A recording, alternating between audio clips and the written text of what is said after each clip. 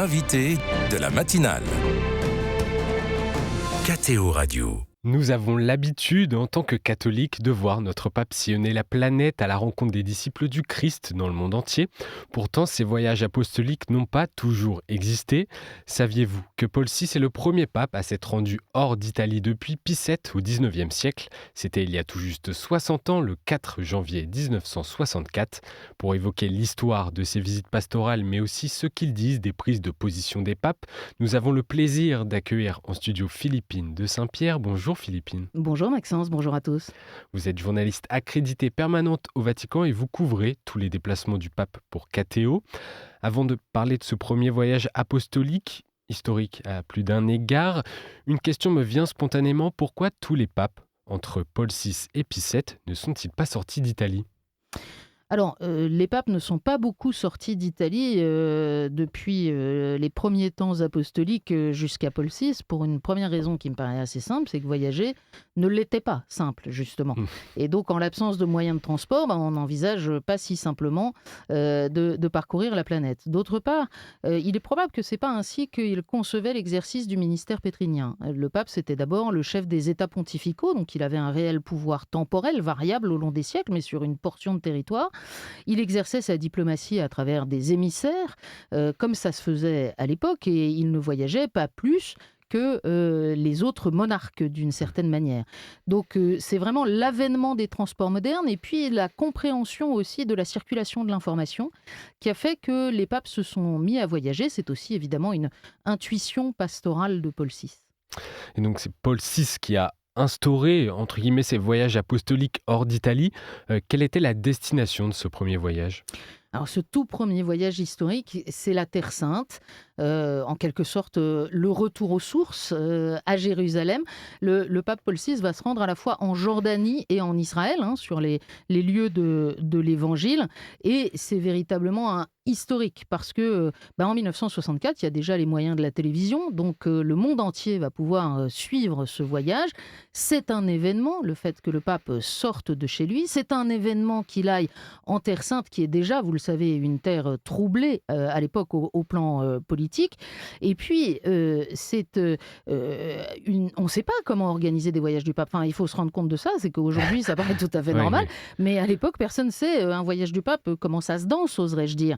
Et donc, on se souvient, par exemple, de l'entrée de Paul VI à Jérusalem, dans un désordre absolument indescriptible. Il arrive à la porte de Damas, les barrages de police se rompent et il y a une espèce de course à travers la ville d'un pape qui est très très mal protégé d'une foule extrêmement nombreuse. Le service d'ordre est débordé et lui, il a même rappelé combien ça a été à la fois très, très troublant et puis un moment évidemment d'émotion intense avec la célébration de la messe au Saint-Sépulcre. Voilà, je me suis senti, écrira Paul VI, étreint par l'émotion et les larmes à la Sainte Messe sur le Saint-Sépulcre lorsque j'ai prononcé les paroles de la consécration et adoré la présence sacramentelle du Christ là où le Christ consomma son sacrifice. Donc c'est historique, c'est le pape, le successeur de Saint-Pierre qui revient sur les lieux mêmes de l'Évangile. Autre moment fort de ce pèlerinage, parce qu'il a appelé lui-même ce voyage apostolique un pèlerinage, c'est la rencontre et l'étreinte entre le Saint-Père et le patriarche d'Istanbul, le chef de l'église orthodoxe de l'Est. Là aussi, cette rencontre a marqué l'histoire et entamé le retour des relations entre les catholiques et les orthodoxes. Oui, alors le retour, en tout cas, une étape majeure et un signe très fort donné à l'ensemble de la chrétienté. Dans la suite du Concile Vatican II, évidemment, et de sa réflexion sur l'écuménisme. Mais justement, il y a l'écuménisme des théologiens, il y a les décisions pastorales que peut prendre l'Église pour dire c'est important qu'on se rapproche, qu'on dialogue parce que c'est la volonté du Christ.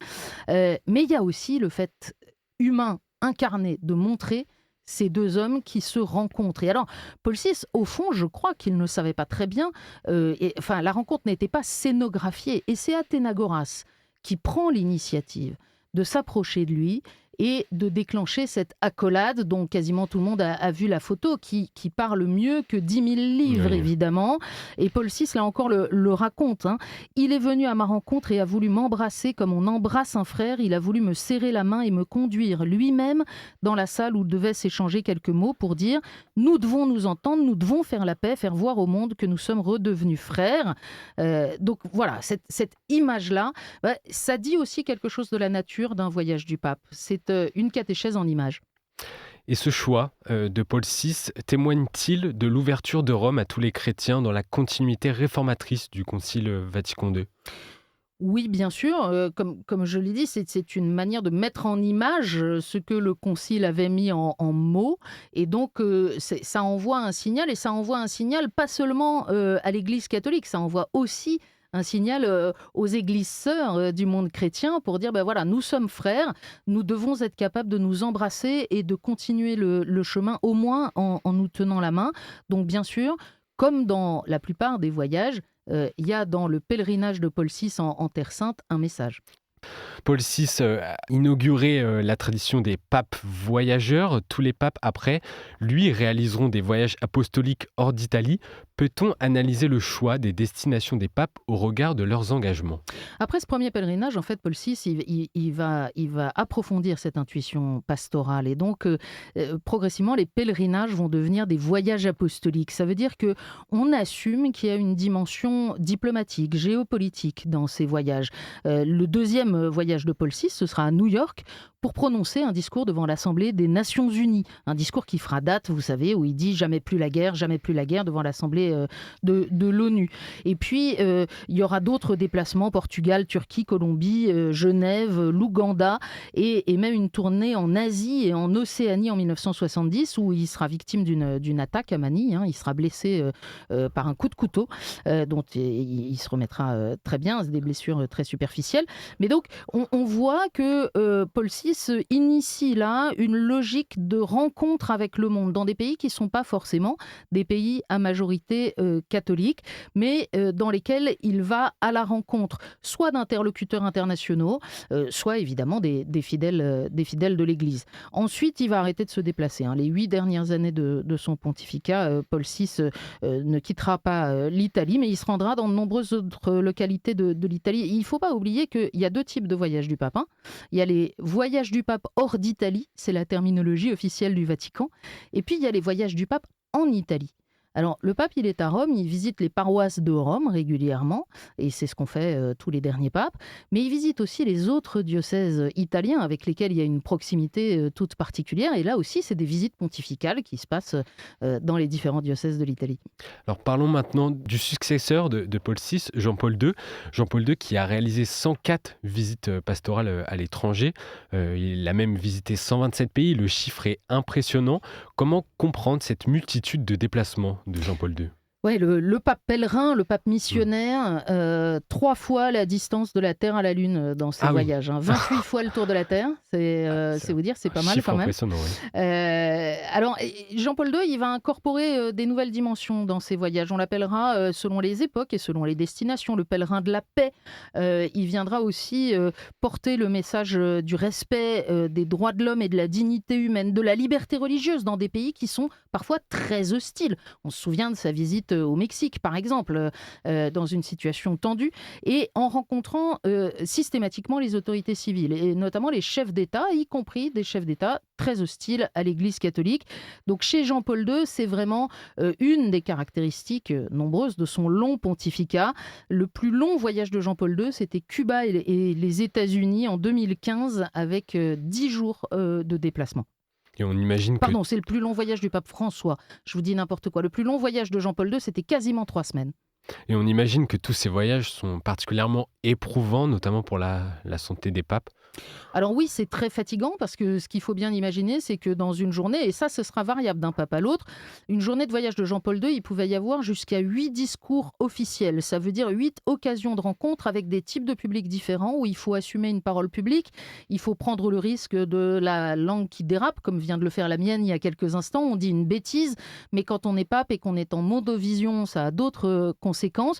Donc c'est extrêmement éprouvant, et en même temps, on a observé chez tous les papes que c'est aussi un lieu où ils reçoivent de l'énergie parce qu'ils rencontrent des foules, ils rencontrent des jeunes, ils rencontrent des gens qui les attendent, qui veulent prier avec eux, car le pape, ce n'est pas seulement un messager politique, il vient aussi conforter les fidèles catholiques dans leur foi et les encourager parfois dans des situations difficiles, et ça leur donne de l'énergie. Son successeur, le successeur de Jean-Paul II, Benoît XVI, n'a réalisé que 25 voyages apostoliques, que 25, on peut le dire comme ça. Il faut dire que son pontificat a aussi duré moins longtemps. Et élément intéressant, il ne s'est jamais rendu en Asie, mais 3 fois en Espagne, par exemple. On classe souvent Benoît XVI comme un pape conservateur, tourné surtout vers les racines occidentales du catholicisme. En est-ce la preuve ?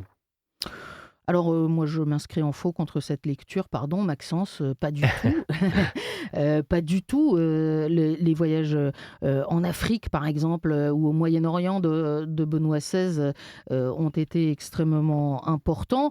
C'est vrai qu'il a moins voyagé, c'est vrai sans doute qu'il avait aussi moins spontanément le contact avec les foules que Jean-Paul II, moins d'appétence pour les grands événements. On se souvient combien il était un peu perdu aux JMJ de Cologne, qui ont été son premier voyage juste après son élection, qui avait été écrite pour Jean-Paul II, et il se trouvait seul et frêle au milieu de cette grande scène, très loin de la foule des jeunes. Et en même temps, il a pris la main, parce que c'est là qu'il a instauré le temps d'adoration en silence des jeunes, et c'était très impressionnant.